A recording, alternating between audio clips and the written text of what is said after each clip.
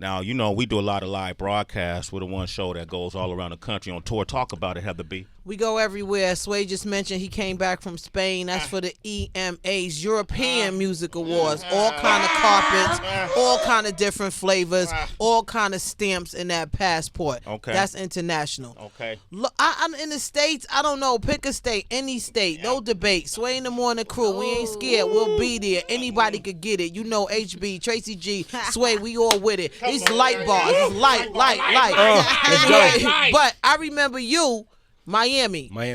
See, this is the young brother who, if all else goes wrong, he could take his shirt off and model. I remember you now. Yes. I can sell my body if you all can else sell your goes body. wrong. I remember telling you that. Hold on to that advice because they get rough out here in this game. But I'm happy that you here because Sway and Mentor, they was talking about just this journey in hip-hop, and you never know where you're going to have to go, where you're going to have to move to. So when you get that phone call, just be ready. I tell people all the time, like, your phone ain't going to ring every day. It's just part of life. People not going to like your music. People not going to like your product. But when you do get that one call, be ready. So it's dope to see you here, brother. Give it up for King Hoodie. I'm extremely happy to be here. King Hoodie.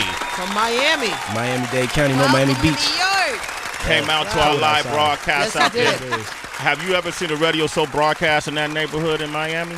Never. Okay. No. Y'all the first to actually come down there and do that, if I'm not mistaken. Yeah. And y'all did it in the right spot, too. Y'all didn't do it on the beach or somewhere else. Y'all did it in the perfect spot. Yeah. Wood Tavern? Where were we? Wood Tavern. Yeah. That spot right there built that entire area. Wow. You know what I'm saying? So it's Oh. because of that spot y'all was in that Wynwood is even a thing. That was the first place that was down there that generated all that traction. Now it's getting gentrified because it's so hot, but that was it. Y'all went to the epicenter. Damn, sorry we made it hot.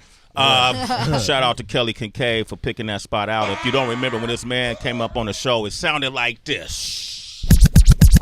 Don't take this lightly, dissing niggas for Nikes. I'm dissing niggas who like me, I know they really don't like me. On the low key and high key, beef with me is unlikely. For he who will try to fight me's like Evan versus Bruce Almighty. God, why do we do the same and wonder why this shit don't change? I wonder why my wonder as a child was met with Novocaine. Growing pains, I know the pain, that shoulders pain is pretty painful. And it drains like every vein, no Superman, no Lois Lane, that's too astray. And when you ain't got money, you look to the game where money is. The only thing that makes them wanna let you hang with no exchange. Need gold teeth and gold chains and both fangs. And if it ain't, you contemplate that suicide. Let you decide when you and I is do or die. But who gon' ride when you a liar? Let you lie right where you lie. Do it all to be Nike fly. In the end, it's off for hype, so you go back home and you sit and cry. But at least you know I tried. King Hoodie. King Hoodie, ladies and gentlemen. King Hoodie. All right. King Hoodie, man, we in here, you know. Give out your social first. King Hoodie is _ King Hoodie on Instagram, King Hoodie on Twitter, and you can find me in all the online stores. So since that day, what have you been doing? Hustling. Since that day, I finished my album, the debut album that I got coming out in 2020 called The Kid Is Unfinished. Okay. And we made so many songs off that album. We made like 30 or 40 songs for it. It has 12 on it, but there was another 12 that didn't make it. So we took that 12, busted down, and created a mixtape called Figuring Out How to Drop Music that we just dropped in September. Okay. It's called what? Figuring out how to drop music? Figuring Out How to Drop Music in all stores right now. How hard is that process, man? It's pretty hard. It took a long time to get here. You know? Yeah. Wow. You know, with every single performance, I feel like there's a lesson, whether you flopped or whether you just killed the entire arena. From the time that you got on our air, on our broadcast, on our stage, what lesson do you think you gained from that performance? The main thing I feel like I learned since then, as a matter of fact, I probably learned it then, that day specifically, was to have fun. You know what I'm saying? Like, I think a lot of people psych themselves out. You know what I'm saying? They shoot themselves in the foot before they jump off the bench. Right. And when I went in there that day, like, so my brother Bones Vision, he's the one that motivated me to go. Like, I had this thing in my mind where I was like, nah, maybe I shouldn't go. It's going to be a whole lot of fake rappers in the line. I don't want to be associated with them. They bedroom rappers. They're not really out here. I got a lot of things going on. I shouldn't do it. But that was just all garbage. So I'm so happy that I went. You know what I'm saying? It was such a good time. You know what I'm saying? But it just showed me, like, gotta have fun with it. I went in there and I was just like, man, you know what? I just really want to have fun. But I didn't know y'all was broadcasting live. I thought it was a contest. Oh, no. I thought y'all was like judging and whoever had the hottest bars wins the contest. Oh, okay. I didn't know, I didn't know until I got off the mic and people was in my Instagram like, hey, I loved it. I'm like, what do you think? Oh, y'all live. No, this is live One of right the now. very few live. Most of them ain't live. Live. We live. You know, it's Miami, 2 live crew, you know, too many lives. There's a lot of lives. I saw that. You tried to do that entendre right there. I get it. Yeah. It all started with your sister giving you a notebook? Yeah, man, my sister. Shout out to Rocky Giovanni. Rocky Giovanni on Instagram.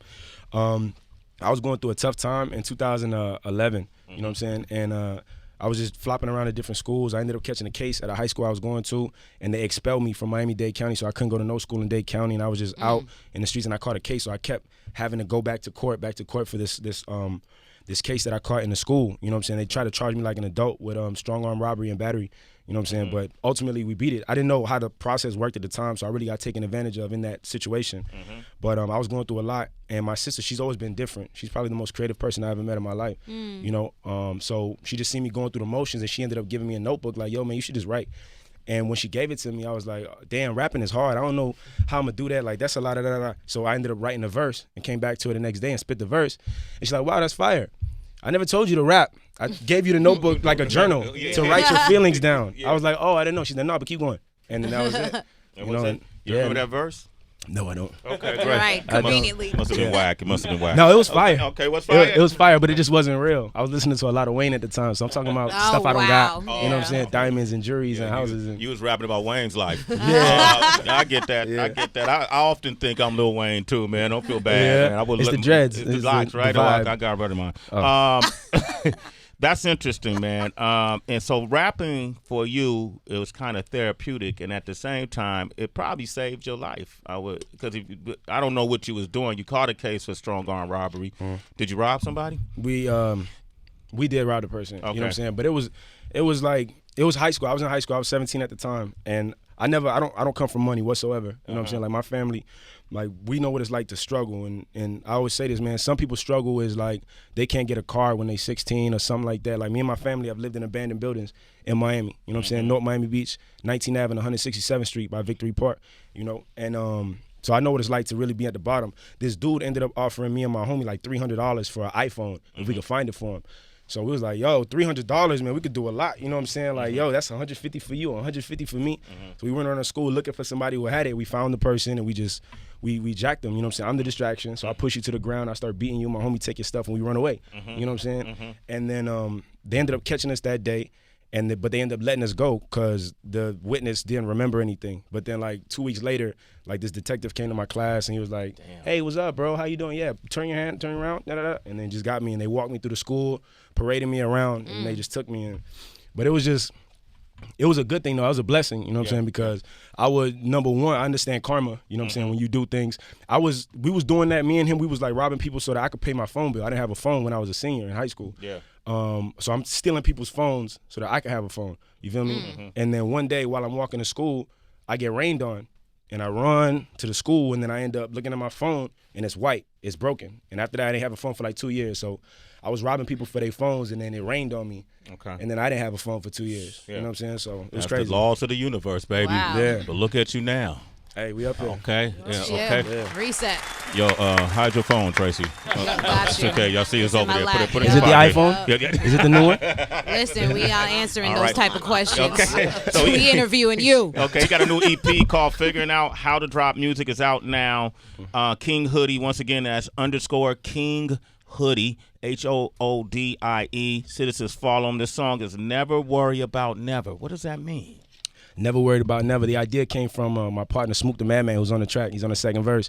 And he was just like, bro, when I hear this, I just feel like I'm never worried about nothing. Never worry about bills, never worry about hate, never worry about bad energy. We don't worry about nothing, man. Let's make it work. Let's play it right here. Sway the Morning, Shade 45. You live on the radio right now, baby. Come on.